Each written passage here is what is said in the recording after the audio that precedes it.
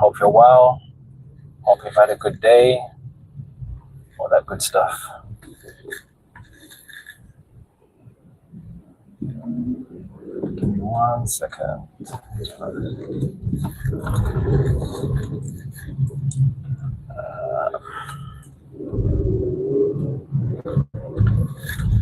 But yeah, hope you had a good day.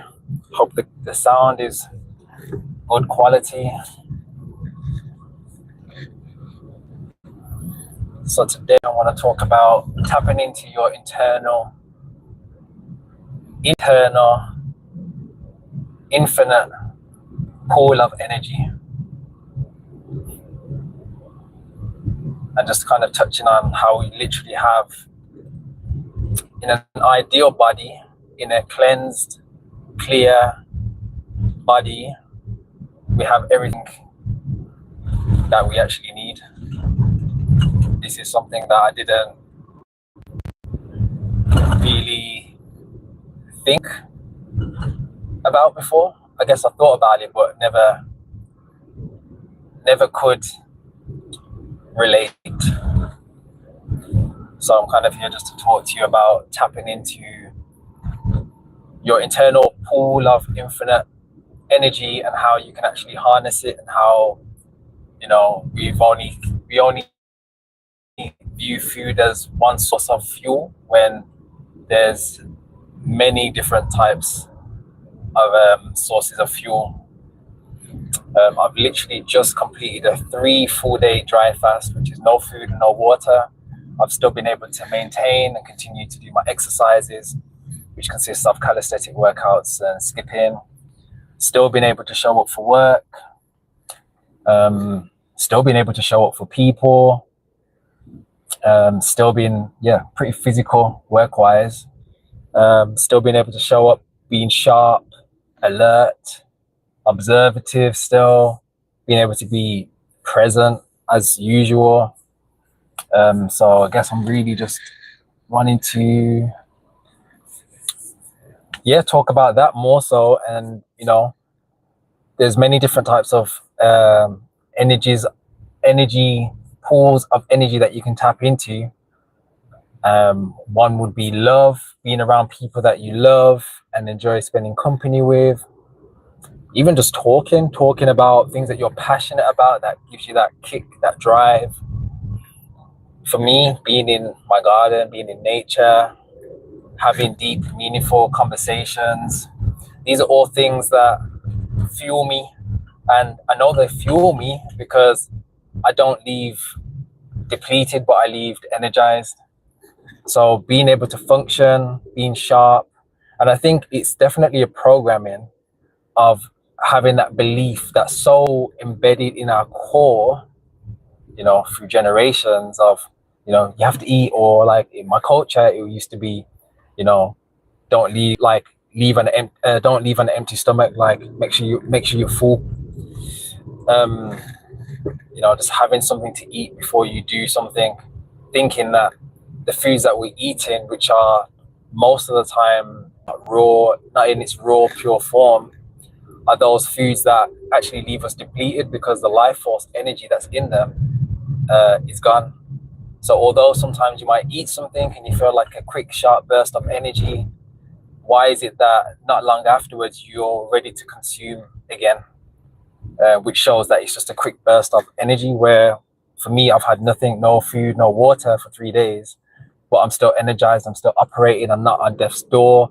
And obviously that probably, what does play a part in that is obviously my intensive detoxification, the longevity of, you know, that consistency over time. So I don't have, you know, maybe as much toxic backup or load to the average person that doesn't detox on a daily basis, that doesn't, you know, do these things.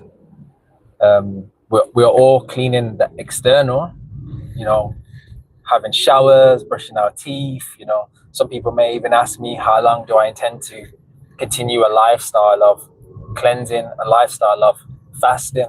Well, for me, I've managed to be able to maintain a continuous cycle of daily fasting, which has been 24 hours dry. But before the 24 hours dry, from January, February, before that, it was like 20 to 23 hours liquids, and then I'd break with food.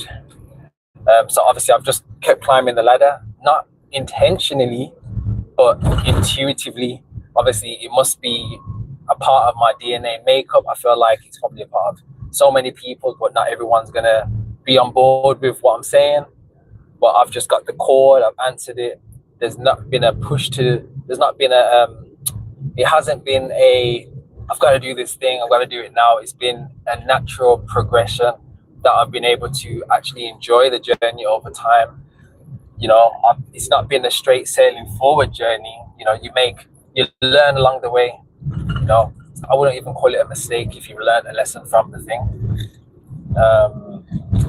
So it's just a continuation of the journey. But yeah, like I feel like a lot of the things that have been placed in, I'll speak for myself, in my program, is thinking that, you know, eating certain things is going to give me all the energy. And, you know, when you really truly believe a thing, you can actually manifest a thing as well. But there is such thing as universal law. There is such thing as abiding by it. And if you go against it, then you will reap the consequence of the universal law. You know, it's not man law. It's not man-made law. It's not woman law. It's just a universal law that is governed. You may ask, who's it governed by? There's an intelligence. There's an intelligence that created our bodies.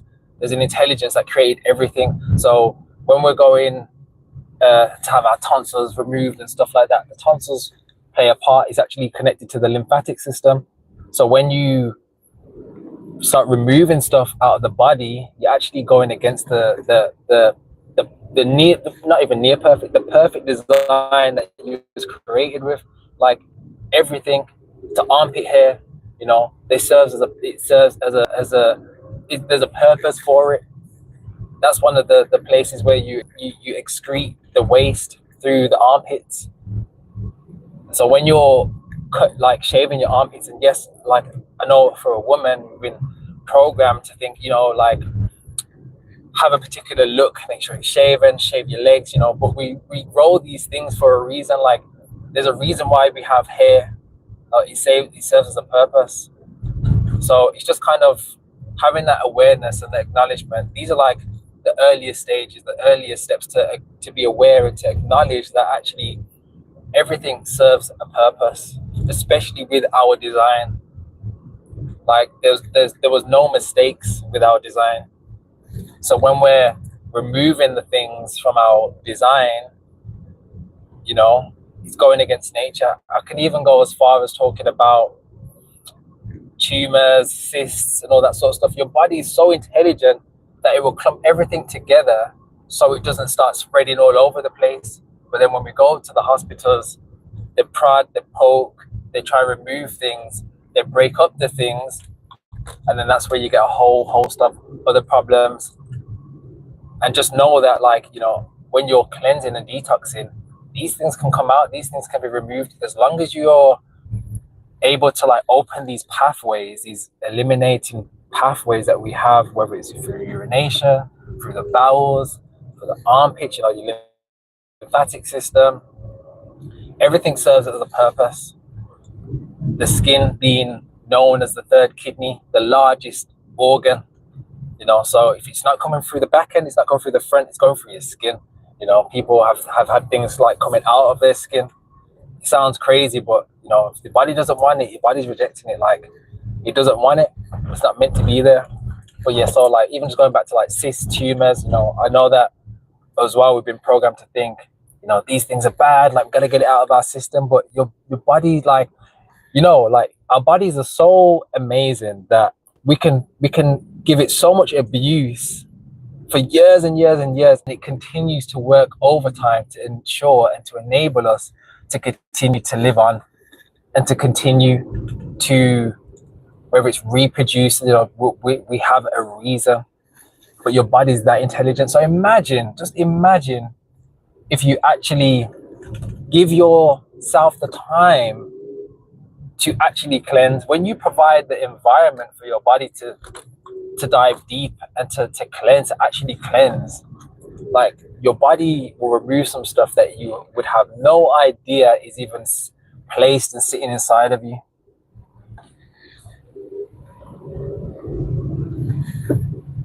But only when you create that environment. You know, it's become a thing.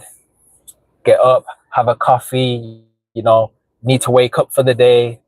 But we don't need the coffee. It's gonna wake you up and whatever. Having a coffee, you know, you like to do. I mean, there was a time when I definitely enjoyed drinking coffee. Was it the nostalgia? Was it the thing of like it being perceived as a particular thing? I remember starting drinking coffee when I was in university. And that was many years ago, like many years ago. And I remember like doing my dissertation and like trying to stay up and thinking, oh, people drink coffee, maybe I'll try it. But I liked the taste of the coffee, but I didn't really use it for the stimulus because it didn't really work for me. But now I'm like super sensitive to coffee. Like, I know that if I drink coffee, especially coffee, all of a sudden I'm sweating and, you know, my body's just like it doesn't feel right. And I've been able to clean up so much that I can't get away with the things that I used to get away with. So although my body is so strong, and I've mentioned it before, my body is so strong, but it's so sensitive. So like if I put something in my body that's not for my design, trust me, I will know about it. And again, that's because I've done the deep diving into the cleansing and all that sort of stuff.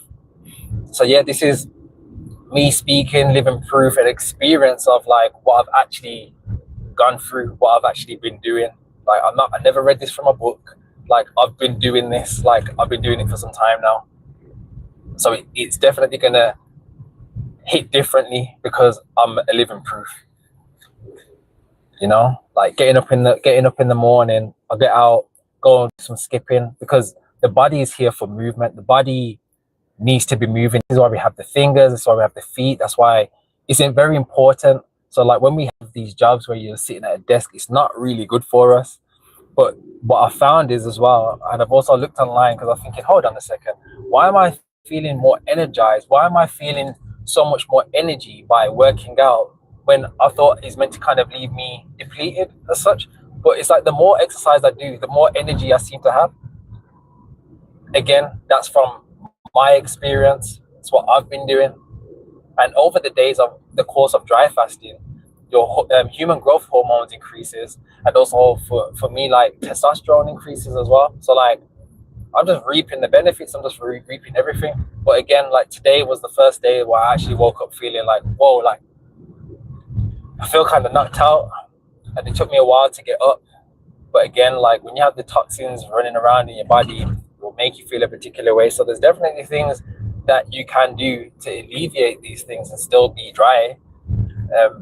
But again, for me, it's like on my journey, I've been able to utilize and try so many different things, and I've been able to like really fine tune it. So now I'm just like, if I feel a particular way, I know what to do. You know, I have a real trust in my vessel. I have a real trust in the powers that be, highest source, God. I really just completely trust that I'm okay. Like I'm actually okay. I don't need to be fearful. Like everything's okay. And again, because I've had the experience of cleansing, I know kind of what to expect when these things come up. But yeah, you know, I have the energy. I mentioned already that I'd be no longer doing 24-hour dry and then breaking and having like a 2-hour window to eat, and then I'd jump straight back into another 24. Same again. I've been doing every 2 days. Well, I say every 2 days, but I've actually been doing longer than that. So the first day, last Saturday, I did 3 days dry. I broke it, and then I did 2 days, and now I'm on, I've just completed 3 days dry fasted. And as well, it's interesting because, you know, food can really be just like a major distraction. You know, sometimes we eat for boredom, sometimes we eat for the anxieties or the stress of our lives. Sometimes we just eat just because, and we're not even hungry. Like, we eat just for the sake of it. And I've definitely been there. It's a distraction. It's distracting you from the things that you probably should be doing internally, that inner work stuff. That is a pastimer, like doing these things sometimes. But yeah, food is enjoyable. Food is very enjoyable. But yeah, I'm at a place where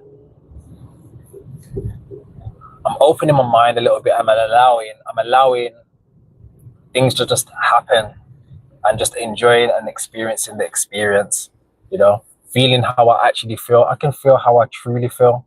When you're not adding stuff into your system, there's no blurry vision, there's no blurred lines. Like, again, I mentioned, if you have alcohol, it it it it, it changes the way you feel and think.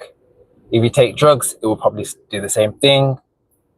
And food is the exact same thing. Like, if you've eaten a particular thing before, maybe if you've eaten like a piece of fruit and you feel energized all of a sudden, like it's creating a change within you. Just as if you eat something, that might not be so healthy, you might enjoy it for that period. You might enjoy the first few bites. You might enjoy the whole meal. But afterwards, how does it leave you feeling? Do you feel, Caribbean culture will say we got the itis, which means, you feel tired and lethargic. When we eat, that's what happens, especially depending on what you're consuming. So when you're waking up and you're having like a big fried breakfast and a tea, yeah, you might feel full, but you've never actually felt how you truly feel with emptiness. You're always filling the gap. You're always filling the void. In only in stillness you're able to kind of really have a true understanding, have a real true state of awareness. And only if you've had that experience, you'll know exactly what I'm talking about. If you haven't had that experience, you'll never know. So yes, we can fluff it all up. We can make it palatable. We can say, oh, I'm a spiritual person because I do this, that, and the other. But if you've never actually sat with self in its true self, without the influence of other things inside, you'll never be able to have a true understanding of what it actually is, and actually even take the blinds off, because you're always blinded by something. There's always something. And I know I'm probably, you're probably watching this, you're probably listening, thinking, oh, what's he talking about, or feel a particular way. But it is what it is. I'm talking to the version of you that's awaiting to wake up, that's awaiting to come to surface, to fruition. That I'm talking to the subconscious. I'm talking to the soul. I'm talking to that divineness. I'm talking to your ancient blueprint, the ancient wisdom, the ancient knowledge that's been there way before you. Because who came before you, who came before that person, and before then, and before then, and before then. So we have a line, and we have a pool of information that's ready, waiting to be accessed. But only you can walk through that door. Nobody can walk through that door for you. You got to be the one. Is it going to be you, or is it going to be the ones that come after you? We do have a choice. We do decide, but ultimately it's up to you. We're all experiencing this reality, but not everyone's really truly having that experience. The experience of clarity, the experience of presence, the experience of real true joy. There's so many people that have like mental health problems, which is an accumulation of toxins, accumulation of trauma, accumulation of so many things. It might be palatable to label it in a different way or acknowledge it in a different way, but that's what it is. It's an accumulation. It's a suppression. You haven't yet maybe faced the thing. You haven't come to accept the thing. We're meant to be human beings, not human doing so much. Doing. Meant to be being present, not meant to live the life that's, you know, been given to us, that's like programmed. Major consumerism. And only now, like as I climb higher and higher and higher, I'm definitely going deeper and deeper and deeper within self to have a true, real understanding. And this information that I share isn't going to hit everybody, but it's not meant to. It's meant to hit those that are ready, those that feel that spark, those that are ready to actually really start going, like, go deeper within self. And I'm always happy to like help people. I'm always happy to help people. But where I'm at right now, I'm at a place where I'm helping those that are truly invested in themselves, like that's really truly invested in really going deep. Not talking about, you know, obviously there's always going to be a starting point, there's always going to be something that starts you on the journey, but I'm not here to try and sell you a dream. I'm only providing a space. I'm being a reflection. I can't do anything for you. It's got to be you. You've got to be the one to take yourself on that journey. You've got to be the one that acts. I can be the one that facilitates and provides the information. I can give you my expertise, my experience, but I can't do it for you. So when you're investing, if you're investing in me to help you, to guide you, I ain't doing anything. It's all you, like literally all you. You've just got to be open, an open source, an open vessel to be able to accept, to acknowledge, and to, I guess, be somewhat vulnerable to allow me in, to allow you to get out, in a nutshell. So yeah, you have the choice. It's totally up to you whether this resonates with you or not. Like, that's okay. I don't mind. I'm not here to try and, I'm not trying to change you. I'm trying to awaken you. I'm trying to spark something, because I want people to go on and share information with me. I'm a student. I'll forever be a student. I'm always willing to learn. I'm always open-minded. Even if someone starts talking about a particular thing that I don't really resonate with, I let them land. I let them express themselves how they want to express themselves. Like, I'm not going to shut you down. It's not about that. It's about allowing people to express themselves. Yeah, and that's it. So yeah, day 3 complete. I'm on day 4, but technically I'm probably on about nearly close to day 6. With all the other stuff that I'm doing, it adds the time. It adds onto the dry fasting time, because I'm already in a state of cleansing and detoxing. And as the days and the hours go by, it amplifies. So when I'm doing other stuff, such as skipping, for example, when I was skipping on my first day, it amplifies the time. But now I've just completed day 3. If I do a 10-minute skip now, it's literally pretty much the equivalent to 5 hours on my dry fast, because I'm almost creating like an inner fire, allowing my heartbeat to increase.